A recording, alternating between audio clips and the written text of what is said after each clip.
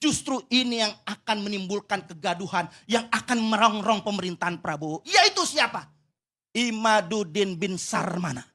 Saya sudah baca, bukunya Ki Imad saya sudah baca. Ya. Tidak akan selesai saya bilang kalau seperti ini. Kapan saja kita undang, satu di antara tiga tadi, Habib Rizik, Habib Lutfi atau Habib Taufik Assegaf, kapan bisa datang kita bertemu, saya siap menghadirkan Ki Imad insya Allah. Ya. Sebenarnya bukan ceramahnya yang sekarang menjadi problem bangsa.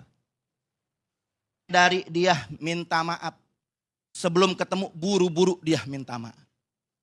Enggak sampai di situ, dia samperin itu Sun Haji. Dia minta maaf, dia peluk semua. Sampai mengundurkan diri, sudah selesai.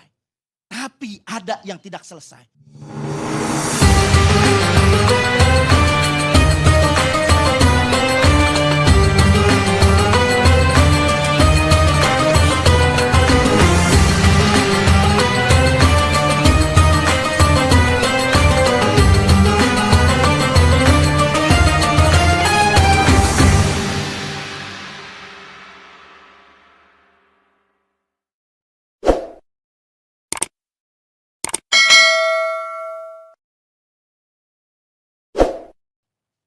Sebenarnya bukan ceramahnya yang sekarang menjadi problem bangsa. Tetapi sebaran videonya. Mereka yang tidak pernah turun jadi penceramah tidak akan tahu medannya. Mereka yang tidak tahu medannya tidak akan pernah menilai bagaimana temannya. Saya dengan Kiai Sumarno Syafi'i, dengan Novel Bamukmin, biasa turun di masyarakat, ada suasana di mana orang itu bercanda kadang-kadang seperti kelewatan, seperti jorok. Tetapi itu adalah sesuatu yang memang ditunggu oleh jamaah. Mereka yang tidak datang di tempat itu, jangan pernah coba menilai. Mereka yang tidak pernah melihat suasananya, apalagi menyebarkan ke tempat lain lalu dipotong videonya. Ini sangat berbahaya. Oleh karena itu maka saya katakan bahwa Gus Miftah dalam karakteristik dakwahnya selama ini, apalagi beliau hidup di tengah komunitas yang mohon maaf ya orang nyebutnya preman atau bajingan atau apa, itu bahasa seperti itu sudah biasa dan umat sudah maklum ketika mereka ngundang Gus Miftah pasti sudah tahu bumbu apa yang biasa disajikan di situ. Daging sapi akan jadi enak bagi orang Padang kalau direndang. Tapi orang Betawi pasti dia akan menggunakannya soto Betawi. Dan orang Madura akan bikin sate. Jangan pernah ada orang mengatakan bahwa Padang itu tidak enak karena pedasnya. Lidahmu tidak sama dengan lidah mereka. Jangan kau bilang soto Betawi itu apa, bikin pusing kepala karena ada santannya. Lidahmu beda dengan orang Betawi. Dan jangan pernah menjelekkan sate Madura, karena memang mereka seleranya seperti itu. Jadi saya katakan bahwa sebenarnya bukan Gus Miftahnya, bukan ceramahnya, tetapi gorengannya yang penting itu sebenarnya. Tergantung bagaimana tempenya digoreng seperti apa, direbus seperti apa, disayur seperti apa. Saya menganggap bahwa itu adalah metodologi atau cara yang selama ini dirasakan oleh Gus Miftah juga jamaahnya efektif. Faktanya ketika beliau mengatakan itu, semua tersenyum, semua tertawa, bahkan si pedagangnya sendiri juga tidak tersinggung. Dia merasa tersinggung ketika dipancing oleh media kan. Kamu sebetulnya tersinggung enggak? Iyalah, lu kemarin kok tidak? Kemarin kok tersenyum? Kemarin kok tertawa dan tidak marah-marah. Andai dia marah mungkin dia lemparkan satu gelasnya kepada Gus Miftah. Nyatanya tidak juga. Saya kira seperti itu. Bukan gara-gara gini loh. Kita suka mencandain orang yang di bawah kita. Itu ada apa ya, nafsu begitu tuh. Jadi kalau dia di bawah kita itu jadi bahan bulian. Bahkan bahan olok-olok oleh orang yang di atasnya.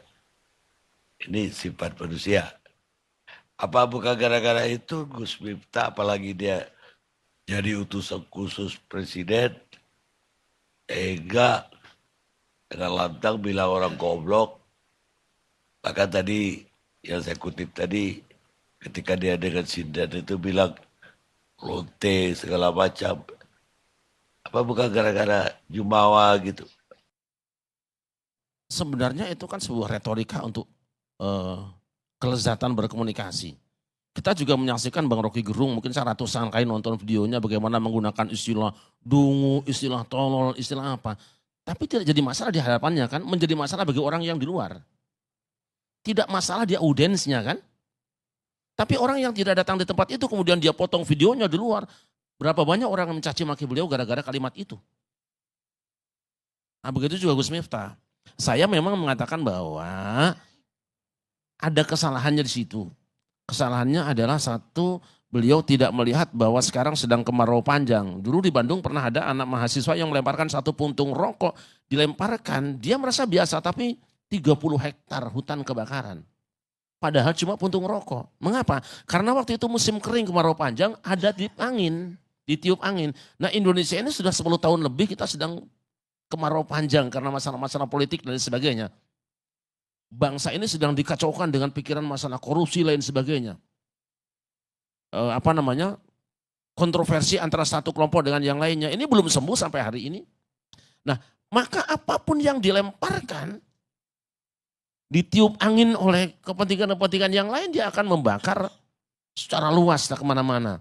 Jadi saya katakan bahwa Gus Miftah kesalahannya ada, kita tidak mengatakan tidak salah, ada kesalahannya kurang tepatnya, dia lupa siapa hari ini beliau, dan dia mengira bahwa barangkali saat ceramah itu yang datang itu cuma yang di situ saja. Padahal hari ini pengajian di sini 1.000 orang yang datang, 10.000 orang yang datang, tapi kamera yang kemudian mengakses ceramahnya itu membuat ceramah itu dihadiri oleh jutaan orang. Itu barangkali kita lupa. Nah, sementara ada juga orang lain, mohon maaf yang datang di situ jangan dianggap sebagai jamaahnya semua, dan tidak semua orang yang datang juga niatnya baik, tentu ada yang punya kepentingan lain kan. Saya tidak menduga-duga, tapi faktanya bahwa Indonesia hari ini sedang kemarau panjang. Kemarau panjang itu sekecil apapun api, bara api dilemparkan, kalau ditiup angin dia akan mengakibatkan kebakaran yang sangat besar. Saya ingin mengatakan bahwa sebaiknya yang tidak hadir di pengajian itu tidak usah menyebarkannya. Apa kepentingannya? Menyebarkan juga sudah salah. Apalagi ditambah dengan narasi, kemudian dipotong pada bagian-bagian yang Anda tidak tahu opening dan closingnya pembicaraan itu, ini sangat berbahaya. Saya kira itu. Ya coba ada bedanya tadi. Kalau di singgung Rocky Gerung, kalau dia bilang dukung segala macam, tapi bukan untuk orang yang di bawah strata sosial dia, tapi untuk yang di atas. Sehingga ya beda nuansanya jadi. Apa tidak lebih berbahaya menyebut dungu orang yang di atas? Justru untuk publik mendukung-dukungkan orang di bawah itu yang terbalik. Kalau di atas itu orang juga punya kritik macam-macam kalau kita lagi di atas. Ya artinya gini Bang, bahwa yang kita hadapi adalah orang yang memang doyan dengan sajian itu. Doyan dengan sajian itu. Andai waktu misalnya Bung Rocky mengatakan si A dungu, si Anu Sontoloyo misalnya gitu kan. Itu dinisbatkan kepada orang yang punya jabatan lebih tinggi, kemudian dinarasikan, itu sangat lebih berbahaya. Karena menyangkut tentang negara. Nah ini orang biasa saja. Tapi kepentingan komunikasi dengan orang yang datang itu sangat berpengaruh dengan apa yang kita lakukan. Saya ketika ceramah misalnya dengan anak-anak, maka saya akan banyak bernyanyi. Mungkin ada yang komentar, ceramah kok nyanyi saja sih? Ketika saya ceramah di hadapan teman-teman yang kebanyakan adalah artis dangdut, saya biasa nyanyi lagu Rhoma Irama, lagu Soneta, bisa dilihat di video saya. Itu yang cocok. Tapi ada yang komentar di luar ngomong, oh itu Kiai Syarif kalau ceramah nyanyi melulu. Tidak apa, tapi kita harus siap dong, harus siap bahwa apapun yang kita tampilkan bukan hanya orang yang suka, bukan hanya orang yang menyaksikan di tempat, dan bukan orang yang punya niat baik dengan kita. Itu yang saya katakan tentang Gus Miftah, apapun yang Anda lakukan hari ini dalam kapasitas di mana Anda sebagai salah seorang utusan khusus Presiden, maka akan berbeda dengan ketika Anda masih berada di bawah, tidak berada di kursi itu. Itu yang tidak disadari. Tetapi walaupun demikian, medan yang dihadapi harus juga dijaga. Jangan sampai, loh kok sekarang ngajinya berubah ya? Setelah jadi utusan khusus Presiden kok ngajinya kayak sambutan rapat paripurna saja. Kan jadi kecewa masyarakat juga. Padahal yang ngundang itu tahu persis seperti itu karakternya. Nah mereka yang memang tidak hadir, hati-hati ketika menyampaikan berita. Tapi yang paling penting apa? Dalam konsep Al-Quran, Ini masa saya menghadapi orang banyak ya. Ketika ada orang yang membawa informasi kepada Anda, maka yang wajib bagi Anda adalah tabayyun. Fatabayyanu. Ketika ada postingan, ketika ada berita, ketika ada warta yang cenderung menjatuhkan kehormatan seseorang, kamu tidak otomatis boleh ikut menjudge dia itu benar salah. Kemudian melakukan satu ucapan atau tindakan yang membuat dia tambah terhina. Tabayun dulu, 2. Tabayun dan tasabut, ini ayatnya 1 tapi bacanya 2. Fatabayyanu fatasabbatu. Apa tabayun itu? Benarkah teks itu dia yang mengucapkannya? Benar, itu tabayun. Benarkah itu yang dilakukannya? Benar, itu tabayun. Tapi yang kedua tasabut. Pastikan bahwa motivasi dari dia mengucapkan itu hanya 1. Tidak ada alternatif yang lain. Kalau ada alternatif yang lain, maka Anda tidak boleh putuskan dulu menyikapinya dan komentar bahwa ini A, B, C, D. Tidak boleh. Itu tasabut. Makanya kita pastikan bahwa seperti itu klarifikasi. Yang kedua, lihat motivasi. Nah, saya sangat menyesalkan banyak juga di antara kiai yang ikut berkomentar gini. Kalau kita tanya, Anda tahu nggak waktu ceramah itu kondisinya seperti apa? Anda tahu nggak rentetan kalimatnya seperti apa? Ini kan penting.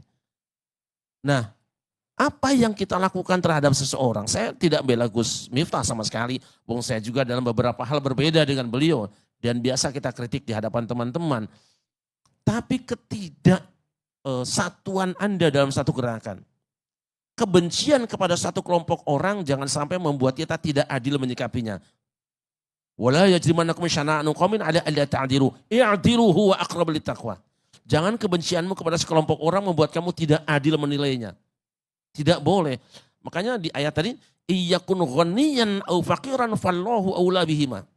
Jika kamu bersaksi tentang seseorang, adillah. Kalau dia kaya, jangan kamu terpengaruh, takut gak kebagian kekayaannya. Kalau dia besar, jangan kamu silau dengan besarnya. Au fakiran, atau dia kecil atau dia miskin, kamu tidak perlu kasihani dia. Kalau memang dia salah-salahkan, kalau benar ya benarkan. Saya dalam beberapa hal memang berbeda dengan Gus Miftah. Tapi dalam hal ini saya melihat dia melakukan yang benar, tetapi bisa jadi karena di saat yang mungkin tidak disadari ada sesuatu di situ dan ada di antara manusia yang memang sedang menunggu momen-momen ini. Sekecil apapun, kalau bisa digoreng, tukang gorengan pasti dia akan beli itu tempenya. Kira itu. Terus bagaimana pendapat Kiai tentang dia pakai nama Gus Miftah? Dan banyak juga yang kritik bahwa Gus itu anak kiai di pesantren yang dipanggil Gus. Sementara dia ternyata bukan anak seorang kiai. Anak orang-orang biasalah. Dan kemudian juga keluarganya pun membantah bahwa keturunannya sampai ke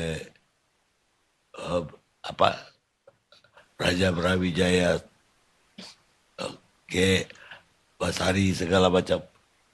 Gimana pendapat? Gelar doktor menurut asalnya hanya diberikan kepada mereka yang kuliah S3. Tapi ada honoris causa. Gelar Gus, saya berpendapat bahwa gelar-gelar itu bid'ah sebenarnya. Bid'ah. Tidak ada di agama. Gelar Gus, gelar Habib, gelar apa tidak ada di agama. Ini penting saya sampaikan. Dan kita siap diskusi pertahankan ini. Tapi itu As-Sayyid Al-Habib itu dikemukakan oleh umat sebagai sebuah penghargaan. Orang yang pinter, orang soleh digelari dengan Al-Habib, dengan As-Sayyid itu penghargaan. Pun doktor. Apa sih ruginya seseorang ketika dipanggil Gus oleh seseorang? Gus Miftah tidak pernah panggil dirinya Gus. Tapi orang-orang yang melihat pekerjaan beliau mau merawat orang-orang yang dianggap hina oleh orang lain. Kemudian beliau turun, kemudian berdakwah, menyampaikan dakwahnya diterima. Lalu orang panggil Gus. Barangkali, kenapa orang panggil Gus? Karena belum, kalau kiai kan harus sepuh gitu ya. Ini harus sepuh kiai itu. Maka panggil Gus, anak kiai. Bisa jadi Gus Miftah itu katanya bukan anak kiai. Jangan hina orang lain, itu penghinaan betul. Anda yang anak kiai juga belum tentu bisa ngaji seperti dia. Apa repotnya sekarang kita? Misalnya saya juga dapat honoris causa dari orang Batak kan. Saya orang Sunda, orang Jawa Barat, orang Jawa juga. Tapi aku ketemu si Mama di Medan, di Danau Toba. Kau sekarang jadi anakku ya. Saya punya gelar sekarang Naibaho. Padahal saya bukan orang Batak. Marga Naibaho. Kenapa orang tidak mengatakan, kamu udah boleh. Ini penghargaan, ini pengakuan. Gus seperti itu, anak-anak kecil di Jawa itu Gus panggilannya kok. Biasa saja. Tapi kalau misalnya Gus Miftah mengatakan nasabku ini, kalau Anda merasa bahwa dia bukan turunan kiai atau tidak ada hubungan dengan Ki Hasan Bestari atau Brawijaya, ayo kita diskusi. Ketemu, kita bicara, tunjukkan. Walaupun saya termasuk orang yang tidak suka dengan itu sebutan silsilah, tidak ada urusan bagi saya. Karena orang punya silsilah turunan siapapun kalau memang dia nggak ada harganya buat bangsa ini untuk apa? Kita tidak perlu nyebut-nyebut gelar kita. Dan kita selama ini ditindas dengan sebutan-sebutan itu. Orang kemudian merasa rendah diri ketika berhadapan dengan orang yang punya gelar-gelar itu. Tapi kalau itu penghargaan, maafi muskilah sekira. Jadi nanti kalau masalah gelar Gus itu ini ya kita ketemu, kita ngobrol, tanya beliau dari mana. Misalnya ada silsilah yang ini ternyata silsilahnya bohong. Bukan cuma Gus Miftah, Habaib juga sekarang kan dipersoalkan silsilahnya. Iya dah. Sekarang dipersoalkan, dibahas oleh beberapa orang. Tapi saya tidak mau itu turun di jalanan. Ayo kita bedah masalah ini, maka kami dengan teman-teman daripada suka mengadakan seminar nasional di UIN. Kita undang semuanya, kita coba kaji secara ilmiah. Jangan kita biarkan bola itu terus bergulir sehingga para penonton ikut tendang bola atau penonton turun lapangannya akan juruan malang akibatnya itu.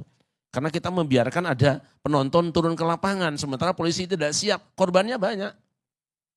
Mari kita kaji secara ilmiah, kalaupun beliau memang bukan Gus dalam pengertian yang kita pahami selama ini, maka tidak perlu juga kita rendahkan. Pinter ya pinter, apapun dia. Bahkan kiai juga di Jawa tidak semuanya ulama kan. Kiai Slamet juga kerbau itu di Solo. Kiai Calonarang juga keris itu biasa saja. Jadi saya kira jangan beliau kemudian disebut dia bukan Gus, dia Gus palsu. Anda telah menghina orang, memang Gus itu gelar dari Allah atau bukan, biasa saja. Normal saja. Saya kira begitu. Baik Kiai. Dari dia minta maaf. Sebelum ketemu buru-buru dia minta maaf. Enggak sampai di situ, dia samperin itu Sun Haji. Dia minta maaf, dia peluk semua. Sampai mengundurkan diri, sudah selesai. Tapi ada yang tidak selesai. Justru ini yang akan menimbulkan kegaduhan, yang akan merongrong pemerintahan Prabowo. Yaitu siapa? Imaduddin bin Sarmana. Itu tiap hari kontensnya. Begitu juga narasi-narasi mengadu domba. NU diobok-obok, NU gak bisa selesaikan masalah silsilah habaib. Gak bisa menetipkan daripada itu yang namanya Imaduddin bin Sarman. Nggak bisa, MUI nggak bisa. Ini yang jadi masalah yang saat ini bergejolak di masyarakat. Maka saya melihat Imaduddin nggak berani ke Jakarta. Para muhibin akan membubarkan panggungnya Imaduddin. Karena ini mengobok-ngobok umat Islam. Menghancur belah, yaitu mengadu domba umat Islam. Yang akan di mana-mana itu gaduh dibuat seluruh Indonesia. Setiap hadir Imaduddin pasti terjadi kegaduhan. Pasti terjadi penolakan. Kenapa? Ini yang harus kita pentingkan. Ini yang harus kita utamakan. Ini pemecah belah bangsa. Ada apa di belakang itu semua? Hanya PKI yang selalu mengadu domba umat Islam. Sehingga nyaman dengan adu domba ini. Kalau dia kiai, kajian ilmiah, selesai kajian ilmiah. Bahkan Robitoh Alawiyah sudah membuat kajian yang mengundang itu Imaduddin bin Sarman itu dengan kajian 674 halaman. Kemana itu Imaduddin? Kalau mereka mau niatkan selesaikan. Jangan dibiarkan. Pemerintah harus hadir. MUI harus hadir. Kemenak harus hadir saudara. Karena ini sangat berbahaya. Ini yang akan meletup di rakyat-rakyat kita yang akan bisa membesar. Menjadi bola salju yang terus menggelinding. Dan ini akan menyusahkan rakyat Indonesia. Terima kasih. Boleh. Khusus yang terakhir, karena saya tahu persis tentang Kiai Haji Imaduddin Utsman, makanya kita buka bedah masalah seminar di UIN. Kalau Ustadz Novel Bamukmin bersedia, kapan pertemukan Kiai Imad dengan satu di antara tiga? Habib Rizik, Habib Lutfi bin Yahya, atau Taufik As-Saegaf? Boleh kapan saja, insya Allah saya bertanggung jawab menghadirkan untuk diskusi, karena saya meminta bolak-balik ke Kiai Imad. Jangan sekedar menggelinding di luar, ini saya bicara langsung. Ayo ketemu, tapi pasti supaya selesai, kita juga tidak mau ribut-ribut seperti ini. Baik. Karena gitu. Jadi mohon nanti antum jawab saja, satu di antara tiga tadi, Ya. kapan antum bersedia menghadirkan, saya tanggung jawab hadirkan Kiai Imad. Ya. Kalau buku yang 600 halaman, saya sudah baca, bukunya Kiai Imad, saya sudah baca, Ya. tidak akan selesai saya bilang kalau seperti ini. Nah. Kapan saja kita undang, satu di antara tiga tadi, Habib Rizik, Habib Lutfi, atau Habib Taufik As-Saegaf, kapan bisa datang, kita bertemu, saya siap menghadirkan Kiai Imad, insya Allah. Ya. Saya bertanggung jawab. Jadi saya mau bertanya dulu dengan Kiai, ini sebenarnya Imaduddin Al-Usmani atau Imaduddin Usman atau Imaduddin bin Sarman? Saya tanya antum sekarang, Ibnu Taimiyah itu nama siapa? Bukan nama bapaknya. Oke, sekarang Ibnu Qayyim Al-Jauziyah nama siapa? Bukan nama bapaknya. Masalah enggak? Ya nggak masalah. Tidak Cuman- masalah, selesai, sudahlah. Ya. Cuman kan kita harus tahu. Saya kira Kiai. sudah, tidak usah pakai cuman, sudah selesai kalau Tapi, bukan tapi, masalah. tapi kan? ini Oke, Imad ini tidak topik pembicaraan kita malam ini. betul. Tapi saya Tapi bertanggung jawab karena beliau takutnya menyinggung diangkat habaib, nantinya. Beliau menyinggung habaib, ya kan? Karena Wali Songo itu membawa Indonesia ini luar biasa rahmatan lil alamin, yaitu membawa kedamaian. Tapi sekarang ditarik-tarik Wali Songo untuk diadu domba. Iya. Padahal Wali Songo sudah lama berdampingan Tapi dengan habaib. itu topik lain mungkin lain Iya. kali kita bicara. Iya, karena menyinggung habaib, Kiai. Iya, saya. Saya Baik. tunggu saja insya Allah. Sudah kita dengar bersama novel Ba Mukmin dan Kiai Sarip dalam acara ILC yang dipromotori oleh Bapak Karni Ilyas. Sebenarnya pada pertemuan di ILC itu tidak membahas tentang masalah Kiai Imad, tapi membahas tentang Gus Miftah. Cuman mungkin Habib Novel Ba Mukmin itu saking bangkelnya sudah tidak menemukan jalan lagi untuk melawan secara keilmuan kepada Kiai Imaduddin Usman. Akhirnya ditumpahkan isi hatinya di acara ILC yang sebenarnya membahas tentang Gus Miftah. Dan langsung oleh Yai Sarip ditanggapi dengan uppercut sehingga novel Ba Mukmin tidak berkutik lagi. Novel Ba Mukmin kita sudah tahu bahwa beliau pentolannya FPI pada zamannya, dan sudah kita tahu semua karakter beliau, dan pada pertemuan itu dihabisi oleh Yai Sarip dan tidak berkutik. Sekian saja, wassalamualaikum warahmatullahi wabarakatuh.